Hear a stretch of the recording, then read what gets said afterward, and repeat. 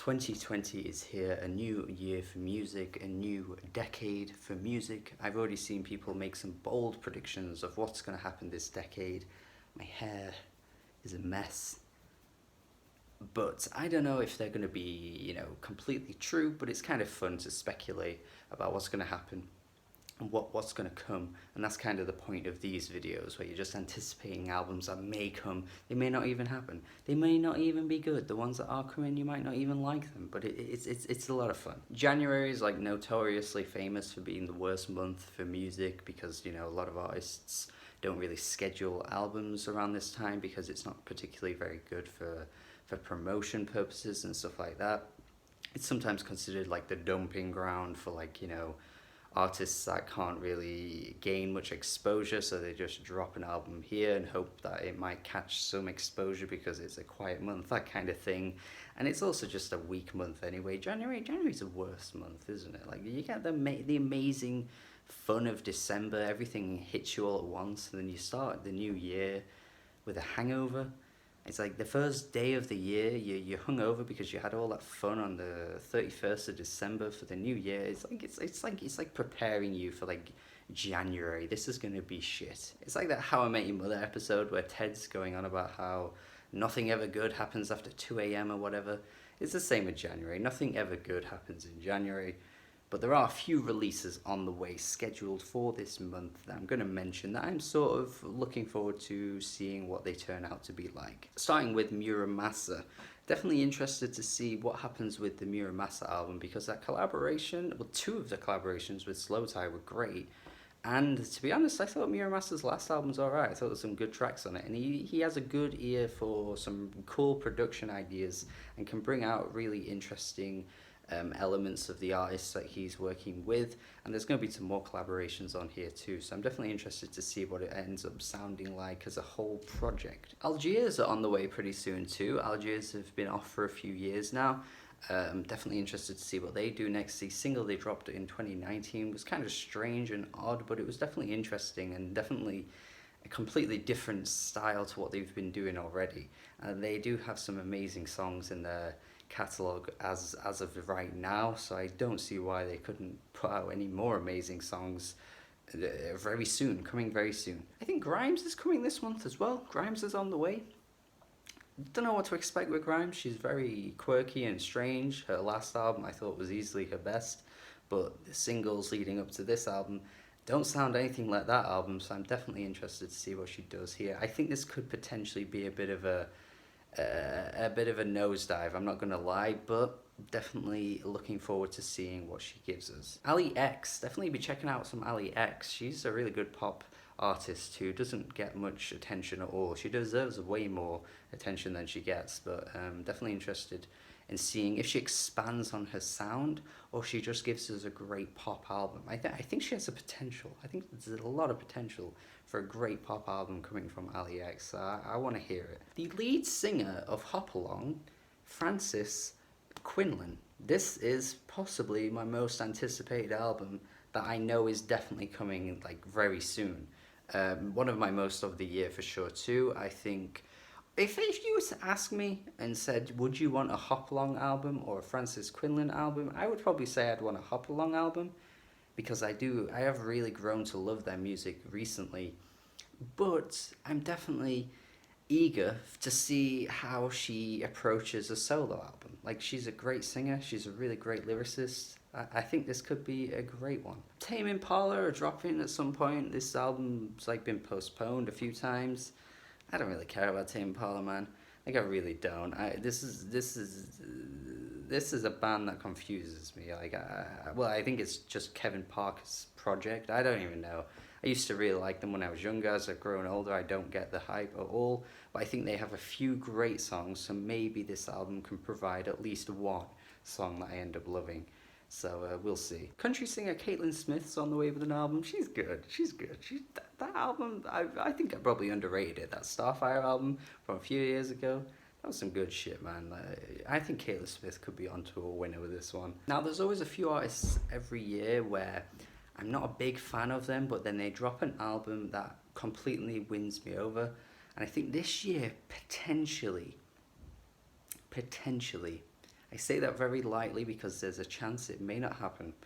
But potentially, I could do a 180 on Moses Sumney. I'm looking forward to this album. I don't know why it's coming out in May. I don't know why you would announce an album in like December and then not release it for 6 months. That's really weird to me. I don't get that. But potentially it could be good. Now, there are all the albums that are definitely dropping, at least soon. Anyway, they have scheduled dates. They could change, some albums get postponed or whatnot. But these are albums that are on the way. Now, the next bunch I'm going to talk about are artists that are scheduling albums, but they don't have a specific date as of yet. LP said quite recently that Run the Jewels 4 is on the way. I think it's going to be the last of the RTJ series. After that, I think it's just going to be, random album names and whatnot. Didn't like Run the Jewels 3 all that much. I know, a lot of people love that one. I don't know if I quite liked it really much at all, to be honest. But it's Run the Jewels. I think two talented MCs coming together, an amazing producer in LP2. I think we're going to get at least some great songs out of this. We even got some great songs on their last one anyway. I just didn't like it as a whole project that much. So I'm definitely looking forward to seeing what we get with them. No Name as well. I think this is her last album. She went on a bit of a random rant recently on Twitter. It kind of went all over the place and stuff. I think she's quitting music or something. But how many times do rappers say this? I can't even tell if it's serious or not. But either way, I like No Name's music. I think regardless of whether it's going to be her last or whatever, I think it could potentially be a really good one. Interestingly, I think Lana Del Rey is doing like a spoken word album, unless that was some kind of clickbait title I read. Even still, she said there was going to be an album coming after Norman fucking Rockwell anyway, but I'm definitely interested to see where she goes with it. I think it could be more of the same, which probably won't interest me that much, honestly, but the last album provided some great songs, so it could be great either way anyway. And the same with the 1975, where I think they're going to be dropping something this year too. Again, could potentially hate it because 1975 are kind of like for me, so we'll see. We got Dua Lipa. I think Dua Lipa's a great pop star, honestly. Her biggest song was by far from her best, but some of her other singles I think are fantastic. I think the singles leading up to this are showcasing that this could be such a good album. It really, really could be good. So I'm looking forward to seeing when that comes out. We got the band Idols, British punk band Idols, definitely saying that they're going to drop something soon. I think with what we just had with the election, I think this album could be the most politically charged they've had to date, and the other few that they've dropped so far were already very politically charged, so it could make for some great music. We'll have to see. And that's it for albums that are on the way, but we don't know when they're coming. The first group of albums are on the way. We do know when they're coming, so now I'm just going to talk about some albums and artists, obviously, that I want to see in 2019. 2020, it's 2020. Fiona Apple, got to see some Fiona Apple, man. I think she was talking about doing something this year.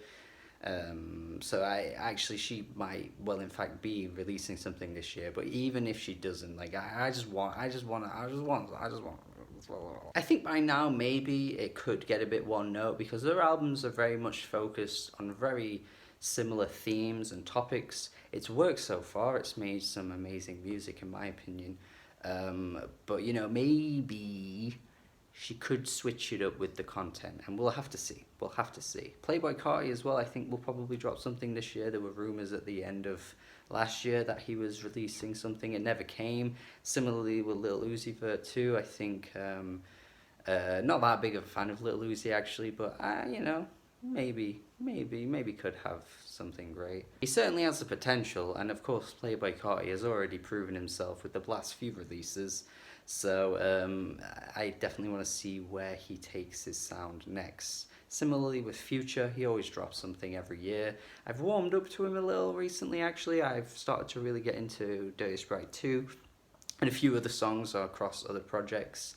So I'd like to see what he gives us this year. I saw a rumour the other day about Clips reuniting for an album. It turned out that it was not true, and I'm really sad about that. But we could get some Pusha T music. I mean, the last album was 7 tracks long. I feel like he owes us more this time, surely. Come on, Push, come on. Just give us some more. I think Suzanne Sunfer is actually dropping something this year. I'm sure she made a tweet or something where she was saying like 2020 will be a big year or whatever. So I definitely want to see my girl Suzanne come through with some great music. She'll get overlooked again because she keeps getting overlooked, but I'll be the first to plug it. It's been like 4 years since Regina Spektor's last album. Definitely think she could be on the way with something. She's quite active on social media. She's doing all kinds of random things outside of music and stuff, so she's probably a bit busy, let's be honest, but it'd be great to see her drop something. As with Sampha, we had to wait so long for Sampha's debut album. Like, he's got to give us some more music now. Like, he was around in like 2012, 2013, no, 2011. And then we didn't get an album until 2017. He's got to give us something in 2020. Sampha, just give us something. Give us something. We got that really lengthy Perfume Genius single last year. Towards the end of last year, actually. So I definitely think he's going to be dropping something in 2020. Of course, his album from 2017 remains to be my album of the year for that year. So of course I'm a huge Perfume Genius fan, as with his other albums before that. I think he's definitely in the conversation for one of the best 2010s artists. I just want to see him continue that streak into the 2020s and be one of the best artists of this decade too. Frank Ocean, of course, was dropping some songs at the end of 2019. Didn't like them, but I assume it's going to lead up to an album, right? You would think it will, or maybe a compilation of like all the singles he's put out onto one project or something. We'll see. Not promising based on what I've heard from these songs personally, but definitely always looking forward to seeing what he does next. We got that Rina Sawayama single at the end of 2019. Of course, she'll be dropping an album later in the year. And I'm wondering if Clarence Clarity, obviously the producer who makes his own music too, I wonder if he'll be dropping this year. I'm definitely excited for these guys. I think these guys are very talented, and I want to see more music from them. Sort of similarly with Sophie, she was pretty quiet in 2019 actually. I think she did a few remixes, but not much else. So yeah, she could be dropping something. Yeah, maybe. And finally for my anticipated albums, Leanne La Harvest. Where did she go? Leanne La Harvest, man. You better not have forgotten about that 2015 album, Blood. Fucking great. What a great album that is. But like, she's been gone. It's 5 years. 5 years. What's she doing? Leanne. Leanne. And that is it. That is all of the albums and artists I am anticipating for 2020. There'll be more, obviously. I probably missed off some that you might be anticipating, so you got to let me know in the comments in case I missed off some important artists.